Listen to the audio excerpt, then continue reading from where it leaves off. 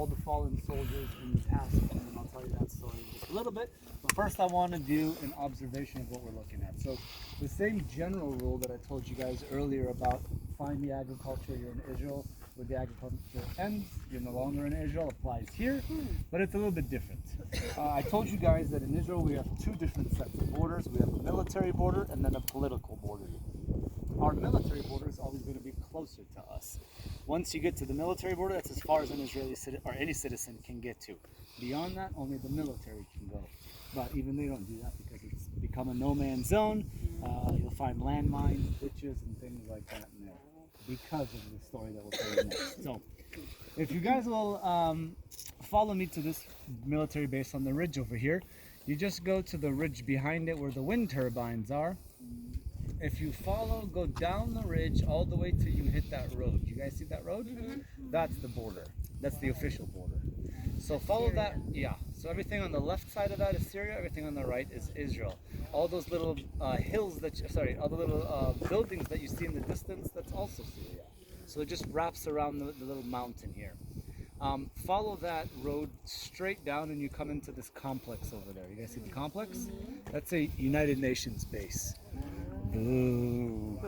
But that's a big complex. That's officially a border crossing between Israel and Syria, which is not open anymore. But once upon a time, these crossings used to be open. The main reason is because of the Druze community. The Druze live on that side, the Druze live on this side, and they have arranged marriages. So if someone that happens to be in Israel now is, we'll call it no fault of their own, and their son is promised to marry, it would be the daughter's promised to someone who lives in Syria, they're allowed to do a marriage ceremony on the border. So you have a wedding in Israel, you have a wedding in Syria, and there's this big party that everyone brings them to the border. The United Nations will take the bride, walk her across, give her to the groom, and the party continues on the other side, and she says goodbye and never sees her family again. Wow. Well, she's joining his family, that's why. But anyway, so that's one of the borders. It's now closed. If you go from that base and follow the agriculture, you can see there's this little ridge in front of the agriculture where it ends. That's a road.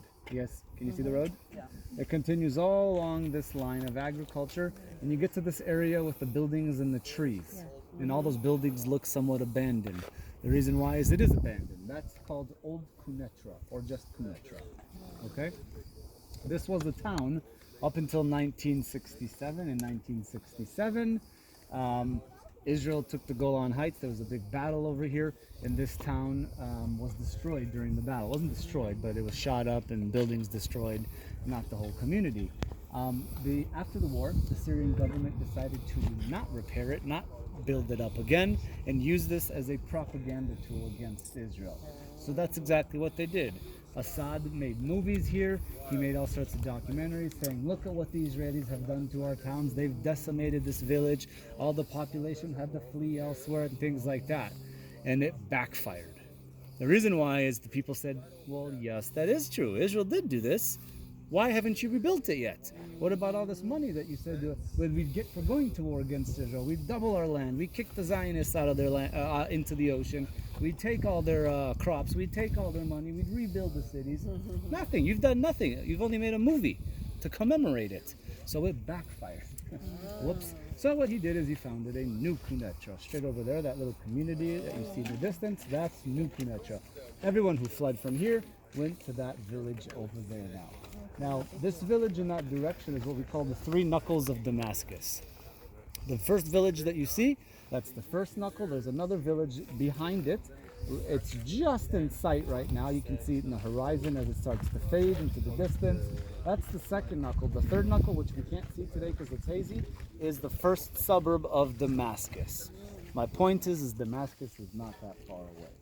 In a clear day, you can actually see the outskirts. So this is going to bring us to our next story. But we're going to do that from the top because we need to be able to look all the way around. Oh, sorry, I got to finish the view of the border.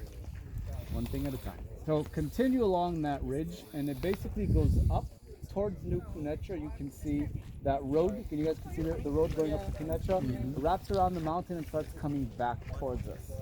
You guys see that road, the white dirt road coming back?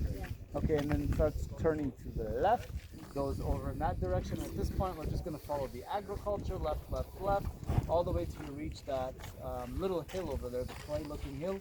and then it basically goes straight towards Mount Hermon, and that's the border. It goes straight up the mountain. The peak that you see is already Syria. Most of what you see over there is actually Syria. The Israeli ridge, which I can't see. Everyone's following me. It's straight over here on the left-hand side, closer to you. Okay, so everything on the right-hand side over there, that's going to be Syria already. All right. So we'll go to the top. We'll do an observation looking. בוא נתחיל עם התצפית למעלה ואז...